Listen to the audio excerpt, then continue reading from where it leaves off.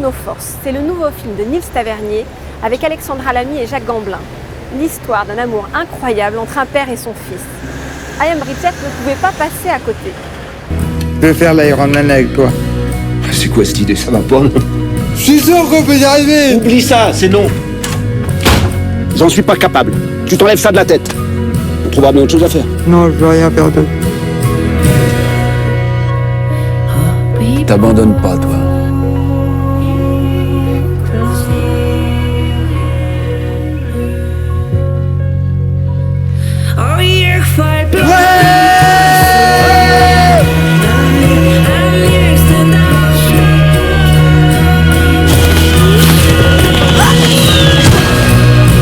Concentré en permanence. Pas une seconde d'inattention, sinon c'est le gadin.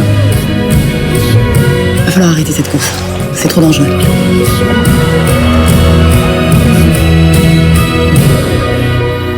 C'est pas grave si on finit pas.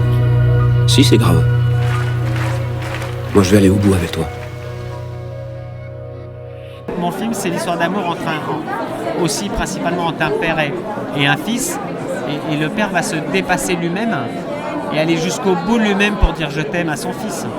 Jacques, je voulais savoir, ça vous a fait quoi de jouer le rôle de votre père? Je pense que vous faites référence au fait que ce qui m'a touché dans le scénario et où j'ai fait référence avec la relation à mon père, en effet, c'est quand j'étais gamin, ou adolescent, même gamin, et que je faisais du cross et de la course à pied. Et je dis souvent que finalement j'ai l'impression d'avoir rencontré mon père sur les terrains de sport plus que le soir, tous les soirs, au quotidien, qu'il rentrait à la maison. Il n'avait qu'un étage à monter pour arriver dans l'appartement et que donc il était très présent dans ma vie et voilà. C'était pas un père absent physiquement. Mais là où je l'ai rencontré, c'est probablement quand il était là, les pieds dans la boue, dans les chemins creux, et qu'il m'encourageait au détour d'un virage. Enfin, j'avais pas une relation tout à fait idéale avec mon père. Mais dans ce cas-là, avec le temps, il faut aller chercher là où on a pris quelque chose, là où on a reçu quelque chose. Il m'a aussi enseigné quelque chose là, sans le savoir.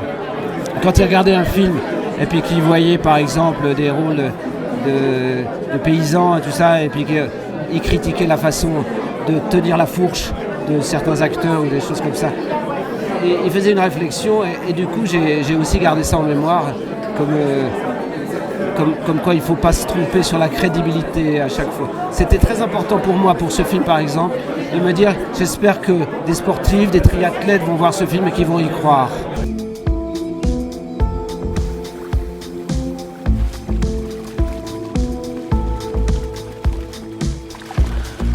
Votre père, je crois qu'il est caissier dans un cinéma, c'est ça?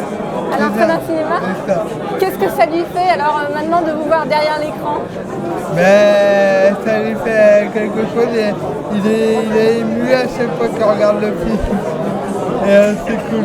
Ça veut dire beaucoup pour vous, peut-être encore plus, le lien d'amour qu'il y a comme ça entre un père et ses enfants. C'est une chose importante. Moi j'ai perdu une fille qui avait justement 18 ans, à l'âge du héros dans le film. Je sais ce qu'elle vivait, je sais ce qu'était notre rapport fusionnel et donc ça m'a énormément touché. Je me suis surtout aperçu que tous mes voisins, tous les gens qui étaient à côté pleuraient aussi pour d'autres raisons, pour des tas. Chacun trouve des raisons en soi. Est-ce que avec votre père, vous vous êtes lancé un défi comme ça où vous auriez pu ou vous auriez aimé? Non, mais c'est vrai que j'aurais aimé, bien sûr. Et ce que j'ai pas fait avec mon père, je l'ai fait avec mon fils. Avec mon fils, par exemple, il y a 2 ans, j'ai décidé un jour de grimper sur le Kilimandjaro. C'est 6000 mètres, c'était hors de ma portée. Lui, il était jeune, je ne savais pas s'il allait réussir.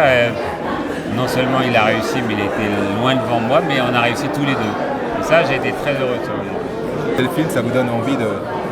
Ça relativise un petit peu votre petite position, là. Ça vous donne du courage. C'est une belle histoire, il n'y a pas de pathos, tout est positif, quoi. Je me suis servi évidemment de la relation que j'ai avec mon fils. Moi j'ai un fils de 21 ans.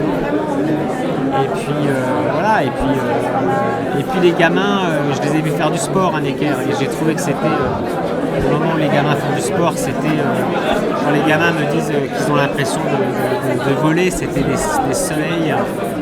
Donc ce soleil-là, ce bonheur que ça m'a procuré, j'ai eu envie de continuer à le faire partager. On pleure pour plein de raisons, parce que c'est fort, c'est tendre, c'est courageux, ça donne énormément d'espoir. Vous avez pensé quoi de votre sœur alors? Oh là là, elle est fantastique, mais elle est juste à côté, il faut absolument que je lui dise.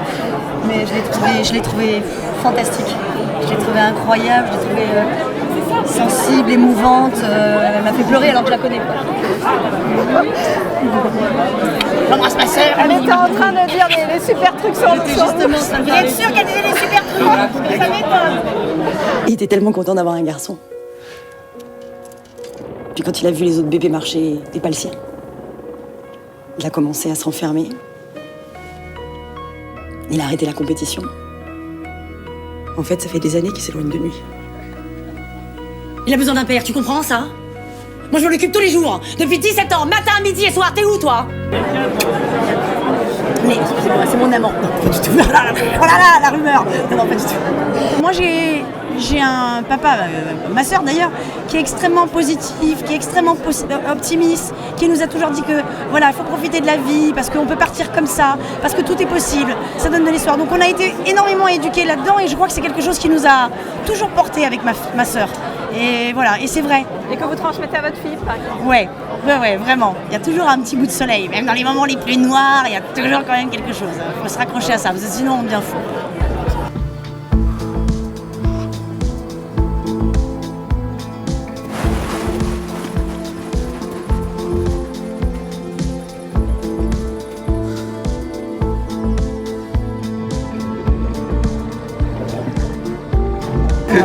C'est quand votre prochain Ironman?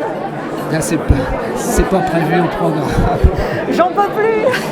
C'est ça? Moi, j'aimerais beaucoup de faire ça, j'aimerais beaucoup, mais bon, je préfère courir longtemps que de faire des efforts inconsidérés et qui ne seraient pas tout à fait bons pour les lombaires. Quand on veut arriver à faire quelque chose, on peut y arriver? Ouais, alors c'est vrai que quand nous on le dit valide, on a l'impression que ça fait un peu cucu et un peu cliché. Mais quand Fabien il vous dit quand on veut, on peut, mais on se dit mais ouais, il a voulu faire du surf, il a fait du surf, il a voulu faire du ski, il a fait du ski. Et son gros combat c'était de pouvoir avoir de passer le permis, il l'a passé et il l'a eu. Donc voilà, on se dit mais oui c'est vrai. Et du coup tous les gens qu'on croise, et pas forcément par rapport à l'handicap, même pour d'autres choses, il y a plein de gens qui nous disent ce film-là nous redonne la niaque et se dit ouais c'est vrai. C'est des phrases toutes bêtes, mais quand il y a de la vie, il y a de l'espoir. Donc tout est possible. Il y a plein de monde dans la vie qui disent oh, je peux pas y arriver. Parce qu'ils sont différents. Moi je suis différent, mais j'oublie mon handicap. Et je me dis que si je me donne les moyens d'y arriver, je peux y arriver.